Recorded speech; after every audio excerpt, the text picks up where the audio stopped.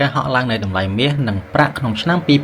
2025បានធ្វើឲ្យអ្នកវិនិយោគិនដកដង្ហើមធំ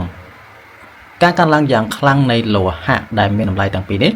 គឺជាព្រឹត្តិការណ៍ដែលមិនធ្លាប់មានពីមុនមក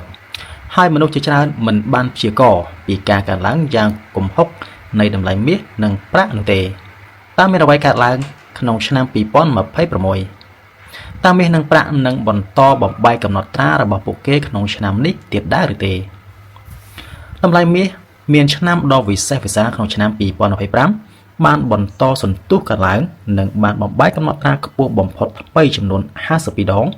ខណៈពេលដែលទទួលបានអត្រាកំណើនប្រចាំឆ្នាំខ្លាំងបំផុតតាំងពីឆ្នាំ1979មក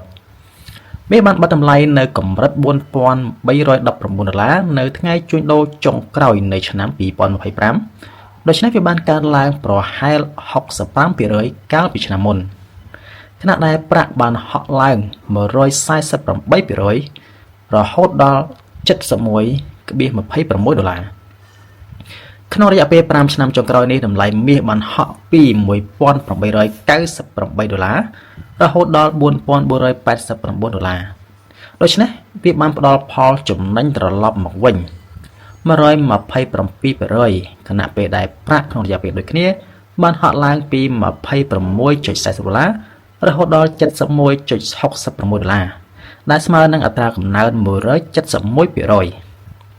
បាទមានន័យថាបើយើងបាន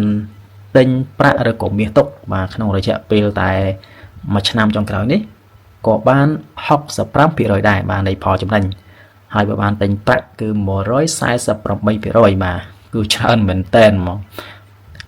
ក្នុងរយៈពេល5ឆ្នាំចុងក្រោយនេះប្រាក់មានដំណើរការល្អជាងមាសទោះបីជាការហក់ឡើងខ្លាំងបំផុតនៃប្រាក់បានកើតឡើងក្នុងឈុតមាសទី2នៃឆ្នាំ2025ក៏ដោយចាប់តាំងពីថ្ងៃទី27ខែសីហាប្រាក់បានហក់ឡើង 7.82% ខណៈដែលមាសបានកើនឡើងត្រឹមតែ 28%អានេះគេគិតចាប់ពីថ្ងៃទី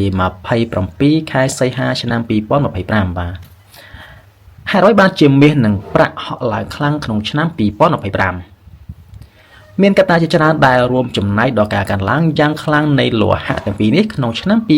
2025ហើយកត្តាទាំងនេះមួយចំនួនត្រូវបានគេរំពឹងថានឹងបន្តជំរុញ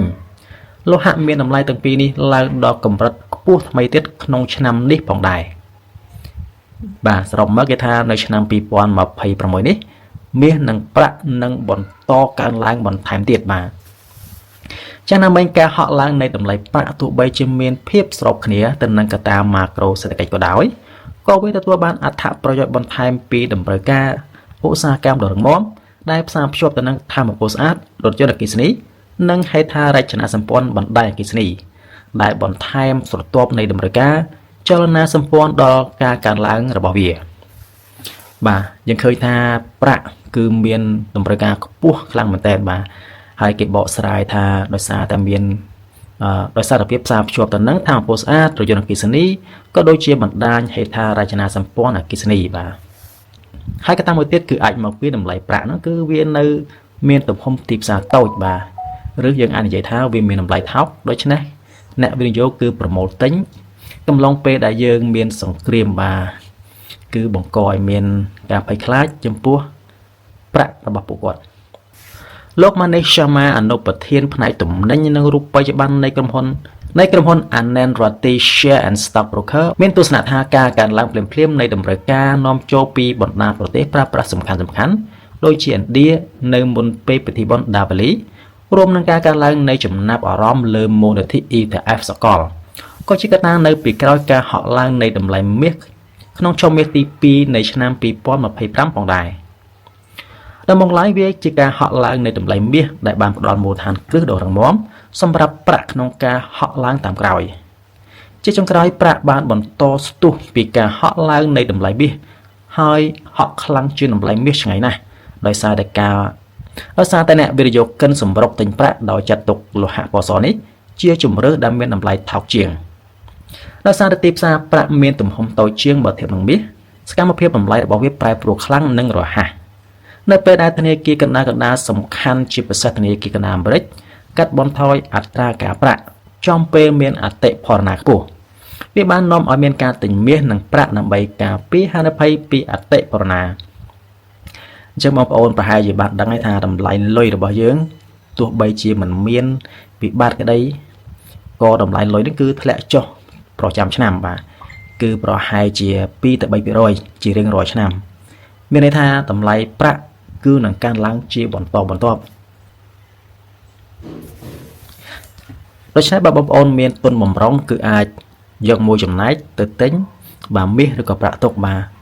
ព្រោះថាក្នុងរយៈពេលយូរមាសនិងប្រាក់នឹងបន្តឡើងបាទហើយមិនមែនមានន័យថាវាឡើងត្រង់រហូតទេវាអាចចុះមកវិញប៉ុន្តែនឹងក្រោយពេលចុះហើយវានឹងបន្តឡើងទៅទៀតវាជាទម្លាប់របស់ទីផ្សារបាទដូច្នេះសូមវិនិយោគដោយភាពឆ្លៀសវៃនិងគិតពីហានិភ័យដែលអាចកើតមានឡើងផងដែរបាទសូមអរគុណ